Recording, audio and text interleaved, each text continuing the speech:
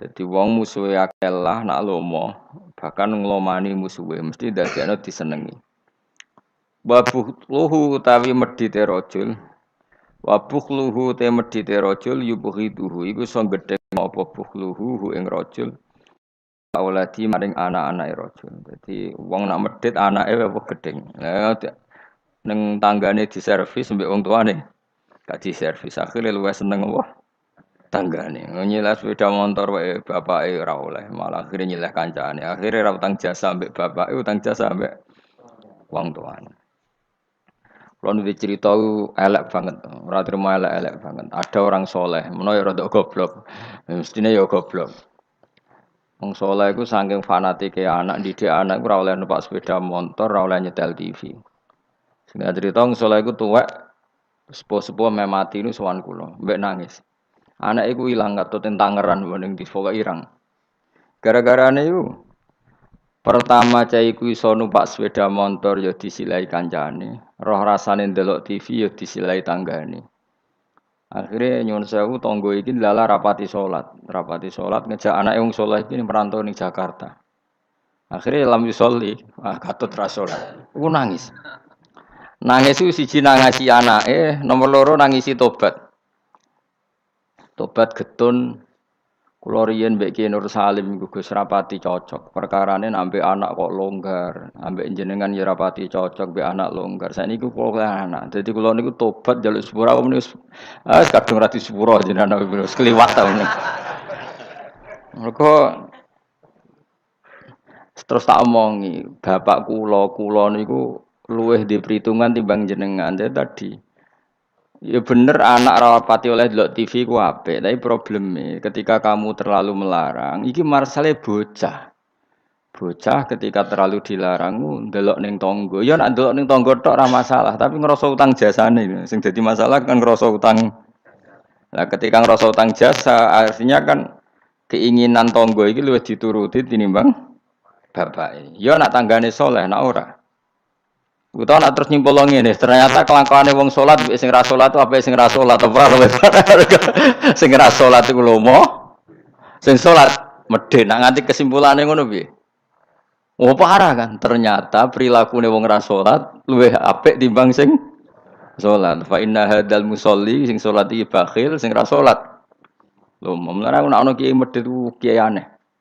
Pomne wis medhit narjet nak pengajian yo bayaran aneh meneh malah wis super aneh iku malah. Mareni ngono utek-utek niku mareni. Mesti nak saleh iku sing menisan ya saleh ya lomo, minimal iku ikhlas. Nek ra iso lomo ikhlas. Dadi fair. Wong liya ya ora Arab, kowe ora kena diarep-arep wong fakir, paham ya, tapi ikhlas. Niku yang paling saya khawatirkan. Makanya kemarin pas acara 100 harinya Mbah Mun, kula bela Mbah Mun niku mati-matian termasuk yang saya bela adalah Mbah Mun itu baik sama siapa saja, termasuk mbek wong fasik. Karena tadi kalau orang fasik itu utang jasa mbek wong soleh, setidaknya kepengen niru wong soleh. Tapi nek wong fasik hanya punya utang jasa mbek wong fasik, dia akan selalu terikat sama orang fasik. Misalnya ketemu koncone fasik disangoni, ketemu koncone fasik ditraktir, pas ketemu wong soleh di sini sih. Akhirnya mbek wong soleh dendam, ambek wong fasik tertarik kan. Makanya saya punya hadis untuk makalah itu. Rasul akli badal iman billah at-tawaddud ilan nas wastinaul ma'ruf ila kulli barrin wa fajirin. Jadi setelah akal mengantar kita iman billah, akal harus kita gunakan untuk supaya kita berperilaku simpatik dan berbuat baik kepada siapa saja ila kulli barrin, baik pada orang baik maupun orang fajir, orang lajut. Logikanya tadi, misalnya Zaid itu fajir, ketemu tambahannya fajir ditraktir, dikeimangan, ketemu wong soleh di sini sih. Dia nggak mungkin tertanam simpatik sama orang soleh karena kenangannya buruk. Sementara sama orang fasik dia tertarik karena kenangannya baik. Kayak apa buruknya kita kalau ngandapi semua? Mulane sak roko wong soleh-soleh iku ya apian kabeh. Bapak mbek sapa gak apik. Mbah Mun gak apik. Kita tahu dulu Gus Dur mbek sapa ya sewante ya. Karena tadi ada filosofinya, seperti itu ada ilmunya. Tapi ya ana wong sing ilmune iku mok dhuke wong apik, wong elek apike kurang penggawean ya ilmune lagi tok kono ya apik wae pancen ngajine lagi tok kono. Kapan-kapan diulang meneh. Ditambahi ilmu ya, paham tapi mau cerita kira usah tersinggung. Mergo ilmu yo tok kono. Lah iya iku tak naikno kelas. Maksudnya iku nangis anak ilang mergo lam yusolli wa lam yasum. Kedua ngrasa dosa mbek bapak, terutama mbek bapak karena dia orang sepuh. Ya Nur Salim anak cucu. Saya tuh masih ingat betul. Zaman rong usum wong di TV niku kiai pertama di TV ku nak sarang Mbah Mun nak narukan bapak. Mbah Mun nak delok TV yo ora isen, kadang lawangnya dibuka. Tamu yo ora nak Mbah Mun delok ning ngali TV. Pas iku kiai delok TV ku JF. Mbah Mun santai. Lawangnya dibuka delok TV. Dulu ya kiai do eskal cuma wong alim biasalah do rawani ngono biasa kan sing melanggar wong alim kan do rawani. Ya gremeng ya akhirnya dadine gremeng. Biasa long soleh kan tukang gremeng biasa. Tapi orang itu akhirnya sadar karena tadi dia gak diperhitungkan. Iki bocah itu ya selawase bocah. Ketika dikekang delok TV ini wong tuane malah delok ning tonggo. Yang parah adalah dia merasa utang jasa ya mbek tonggo. Pertama numpak sepeda motor ya disilai temannya. Akhirnya koncone iku wayahe umur kerja katut.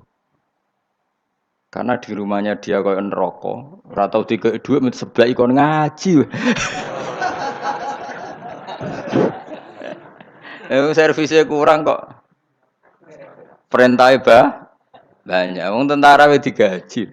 Satpamnya digaji. Iki kan kon ngaji terus tanpa gaji. Lan kula ambek anakku semua yang pun. Lho anak kula terus digugah biasa nganti sakniki. Memang itu ajaran saya. Istri saya itu kan keluarga Sidogiri itu dulu eskal.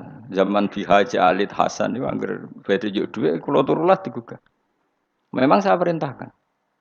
Dulu ya eskal istri saya tapi tak terangno. Orang paling harus terganggu oleh anaknya itu orang tuanya. Nah aku ra digugah terus jaluk mbak-mbak kangkang saiki mbak-mbak kangkang. Orang harus terganggu oleh anaknya itu orang tuanya. Kalau Sidogiri kan adatnya kan enggak sopan seperti ini. Saya bilang sopan itu kebutuhan setelah ilmu. Menurut ilmu adalah anak yang harus diganggu anak itu orang tuanya itu menurut ilmu. Sopan kok sih, bakas kok sih. Nomor loro telu. Aturan ilmu ditegakkan dulu.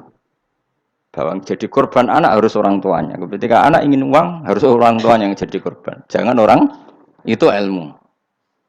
Yang kedua kalau kita baru bicara etika. Nek iso jaluk pas tangi masalah iki bocah. Lah nak nuruti etika kowe njuk aku yo pas aku seneng, pas apian. Akhirnya bojoku nurut karena bojoku ya keluarga kiai suka ilmu. Saya gede-gede nggih mari piyambak, anggere gede-gede nggih isin piyambak mari napa? Piyambak. Tapi kan jelas bocah iki utang jasane mbek wong tua. Bahkan saiki sudah gede mikir, bapak iku apik tenan turu sak gawe gak tersinggung. Lho kula biasa 10 menit turu digo anak kula jam mlaku-mlaku iki kula mlaku-mlaku. Berapa kali saya ngaji terlambat 10 menit, 5 menit gara-gara anak kula nembe dugi lunga, biar jam mlaku-mlaku tak turuti. Karena jangan sampai kita ini misalnya demi ngaji, anakku jam mlaku-mlaku ora tak turuti. Akhirnya anak saya itu dendam sama ngaji. Gara-gara ngaji aku gak dijak mlaku-mlaku bapak. Akhirnya nganggap ngaji ku problem. Akhirnya roh rohin itu problem saiki. Oh, bapak demi keriting memang kan.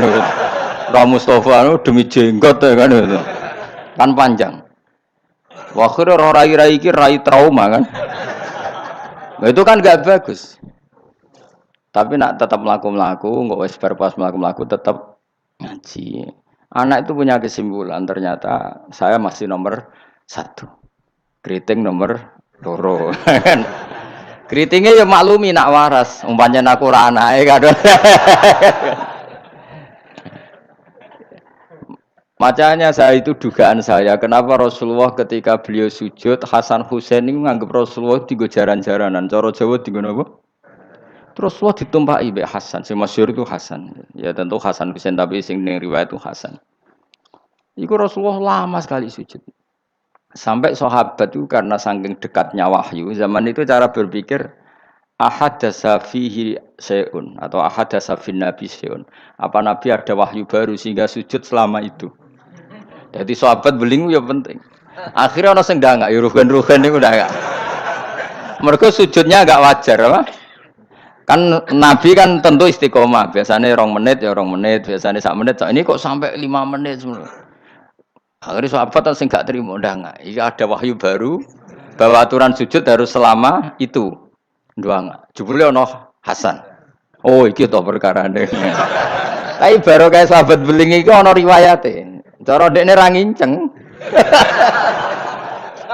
Jadi kadang beling ya penting. Tapi sing beling ben sahabat. Mergo tetep akeh ganjarane. Iki ora usah salat dangak-dangak ngono ora usah. Kau belingi sahabat paling ngono belingmu kebablas. Akhirnya Nabi ngendikan, tadi saya sujud, sebetulnya saya ingin standar, ingin istiqomah, tapi ada cucu saya. Terus alasannya Nabi, ben putuku ramangkel be aku. Jangan sampai kebaikan itu jadi problem bagi anak cucu kita. Coba misalnya Nabi kiai nyaran saiki. Tah cilik nomor tok ora usah masjid. Biasanya. Itu, nak ono aja cilik teko jare karena khotibe tersinggung, pidato ora dirungono. Dia momen jadi khotib kan ngono kok diganggu apa? Biasanya sing ngamuk khotib. Dulu pernah beberapa masjid itu kayak pengumuman anak kecil kan. Iku sing nglawan kula tang sekitar kula. Ben dolanan nang masjid.